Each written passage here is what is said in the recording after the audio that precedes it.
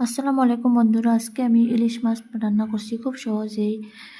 প্রথমে মাছগুলো ধুয়ে নিয়েছি, তারপরে পেঁয়াজ, রসুন, মরিচ দিয়ে তারপরে একটা পেস্ট বানিয়ে নিচ্ছি। তারপরে কড়াইতে তেল দিয়ে দিচ্ছি। তেলটা একটু গরম হওয়ার পরে পেঁয়াজ দিয়ে দিচ্ছি। পেঁয়াজটা একটু লাল লাল হওয়ার পর আমি এখানে দেব এই পেস্ট করে রাখা মশলাটা। তারপরে আপনার এটা, তারপরে একটু হলুদের গুঁড়া, একটু লবণ দিয়ে একটু টাইম ভাজা ভাজা করবো। মশলাটা কষিয়ে নিব ভালো করে কষিয়ে নেওয়ার পরে একটু পরে আবার যখন পানি শেষ হয়ে যাব তারপরে মাছ দিব।